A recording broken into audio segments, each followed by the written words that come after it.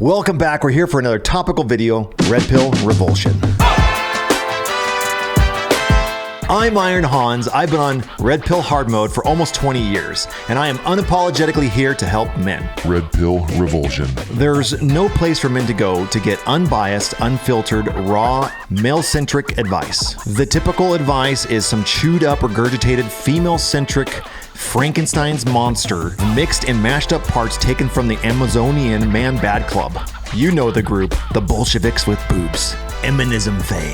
I can't even say the word or else I'll get nuked from orbit. So I will be using Pig Latin. You kids from the 80s, you'll understand. Eminism Fae. That's a really hard word to say. Modern men have been so indoctrinated with Eminism Fae that they are the worst offenders when it comes to white knighting and pandering in hopes that they might get laid. I hope she sees, bro. They're more interested in validation than solutions. And that's where the red pill comes in. The idea of red pill goes way back. There's nothing new under the sun. Adam was red-pilled in Genesis. Learned real quick that you can't trust what a woman says. After the Industrial Revolution, boys were not raised by their fathers. Their fathers were off in factories and coal mines. Before that, the father was at the house all the time, and young men were helping on the farm, working together to better the farm and crop yields. Hunting, running the trap line, and his natural habitat. Instead, the mother now raises them, or they're sent off to daycare or school where 80% of contact is with women. The mythopoetic men's movement started pulling stories from the 1800s in an attempt to make men masculine again. Authors like Robert Elwood Bly would break down the archetypes from the Grimm's fairy tales written in the 1800s and hold men's only retreats to break down these incredible stories of men's true masculine nature in a time where men were seen as expendable commodities, to be chewed up and spit out by the industrial modern machine. They claimed the loss of deep masculine on account of these contributing factors. After the Industrial Revolution, men were no longer mutual brothers who celebrated their masculinity together. Rather, they had become competitors in the workplace. And that's true. There's no brotherhood uber alles like girls have these days. Girls will defend their girlfriend's most toxic behaviors, like teddy bear parties. The New York Post interviewed male strippers, revealing some pretty amazing statistics. One male stripper they interviewed said, "I was doing parties where every single one of the girls cheated on their spouses, and they all made a pact together that they would never talk about it again. They would hold that secret to the grave." Dudes will throw each other under the bus just for a sniff at the biscuit. Thirst is the worst. Men spend more time in their houses with women than they do with men in non-competitive terms outside work. Excessive interaction with women generally kept men from realizing their internal masculinity. And you can definitely see that a lot. A lot of men are very uncomfortable around other men. Eminism Fae elevated female voices while denigrating male voices. Stop your mansplaining. You don't have a uterus, so you don't get a say. The separation of men from their fathers kept them from integration and was a source of emotional damage. Men suffered further emotional damage due to Eminism Fae's accusation of exism say. You can figure that one out.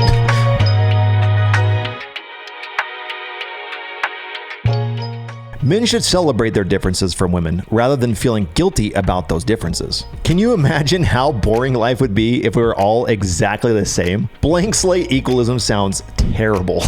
Men being discouraged from expressing emotions. Male inexpressivity is an epidemic and does not correspond to their deep masculine nature. This is starting to give testicular cancer meeting vibes.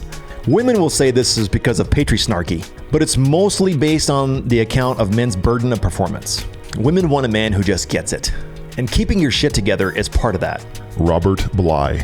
I personally found the red pill through reading Robert Bly's Iron John.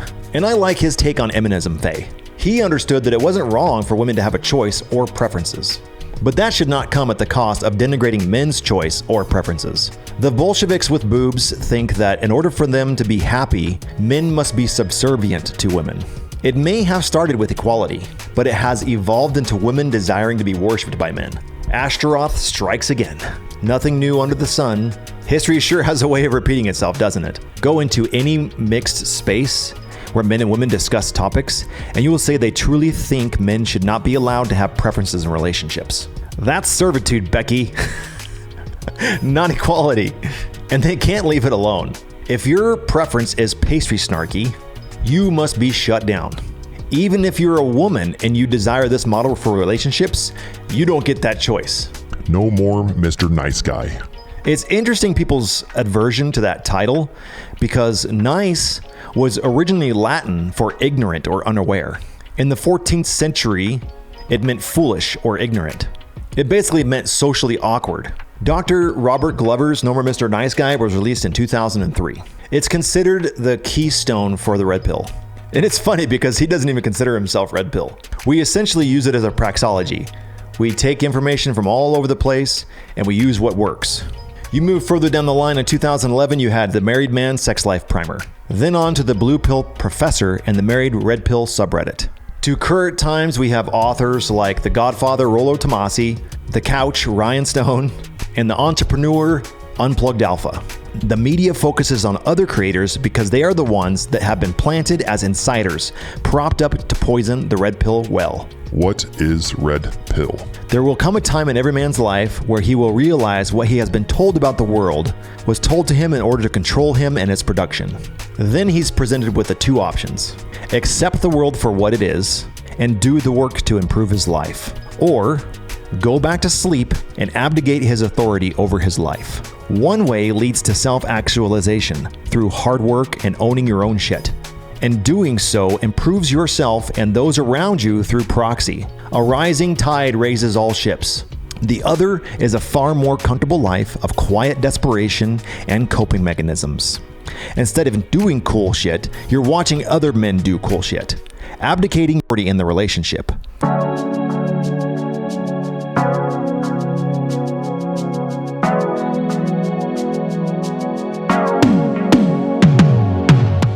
Happy wife, happy life. Let me run that by the missus. She's got your balls in her purse. The keys to the kingdom underneath her pillow. How's that working for you? Responsibility with no authority equals slavery. Many women in relationships are topping from the bottom. You better get used to the Amazon position and hopefully you like getting pegged. No judgment here if that's your bag, my dude. No judgment. Red pill is accepting that if I want things to change, I have to be the change. How you know if a coach has your best interest at heart is how they respond to the red pill. There's a lot of people out there who know nothing about the space, but hey, they've got courses and books to sell. So why not trash it and then claim that you have something unique? They take the extreme outliers and make the exception the rule. I've listened to countless hours of red pill haters, and they never get to a logical point or concede that men should even have a preference in relationships. If you're the top 10% dude and you want to spin plates and those plates don't mind sharing you, everyone is consenting adults. Who is the injured party? It's always appeals to the feels and never the reals. They love to throw around slurs and labels like, Oh, he's an incel. You're just a mahoganyist. Without keeping the definition of the word in mind at all. If you are pro-pastry snarky, the nuclear family, you are a mahoganyist by definition. Keep that in mind. Now, I concede that it's easy once red-pilled to stay in the anger phase for a while. And there are definitely creators out there who will take advantage of this phase and use it to get clicks. But it's perfectly natural for someone to be angry when they learn that others were outright lying to them in order to manipulate them for their own personal benefit. I personally know women who have outright told me that they settled for a man and made him feel like she was his soulmate just to get the ring so that she could put him to work, only to leave him 10 years later. For Chadwick III. Because the feels just weren't there anymore. You think? But a true red pillar understands women's behavior, and he understands that it's just evolutionary psychology. It's hardwired evolutionary biology. Keep in mind here, Christians, I'm talking about microevolution, not macro. There's definitely a big distinction. Tartarian girls tended to mate hypergamously because their progeny would live, and now that trait was passed down to the next generation. Red pill hard mode.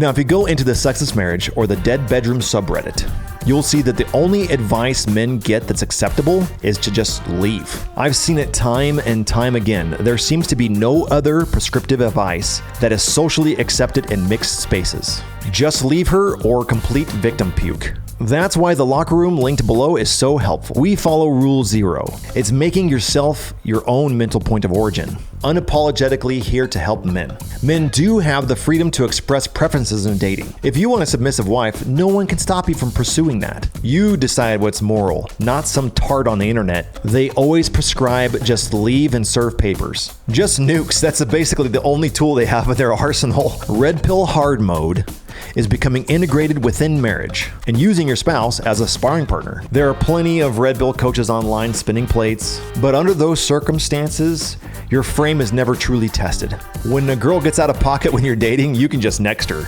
Easy mode. Things are a lot harder when you have a mortgage, car payments, kids, in-laws. Polarity is harder because you sleep in the same bed. I did have an interesting comment about polarity, and yes, it is a container word. I like to interpret it as curiosity, and curiosity inspires anxiety. You gotta get that hamster running. For women in long-term relationships, desire comes from anxiety. It drives me nuts that the peeps in the sexless and dead bedroom communities are just so quick to nuke the relationship.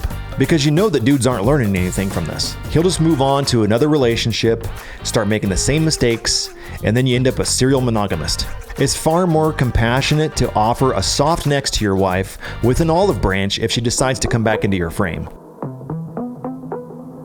It's essentially a good game of chicken, but you have to be capable of holding that wheel locked in.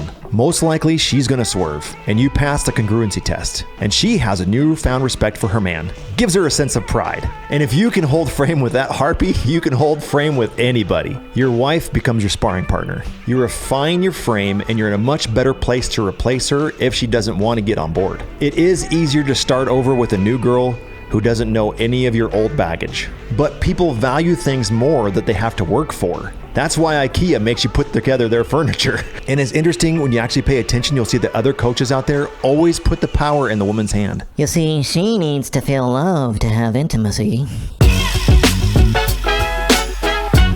Love is abstract. It's a container word. And it's great plausible deniability when you want to control people. She's a stay-at-home mom, and I feel loved when you come home after working 10 hours and make me dinner. Oh, and then give me a massage. No strings attached. Oh, and take the kids to the park while I relax. the goalpost always moves, and she'll never pay up. You become a singing, dancing monkey. The majority of coaches don't even fathom the thought that maybe she's a terrible wife. She may be a good mom, but if she withholds intimacy so that she can manipulate you, that's a shitty wife. No cap. Don't judge me. The too long didn't read about all of this is essentially that people that trash talk the red pill don't have any idea of what it actually means. Or they are shills trying to keep you on the plantation. Or they've got something to sell you. And they pander to women because 80% of purchases are done by women. Red pill is making yourself your mental point of origin, unapologetically enforcing your preferences. The truth is, nobody cares about you as much as you do. So take care of yourself. Like and subscribe. Click the thumbs up. If you know someone that might benefit from this information, please share it with other dudes. Together, we can fix the West. I'm serious about that a little bit, though. We can save men's lives. There's a lot of dudes out there that'll benefit from this information. And until next time,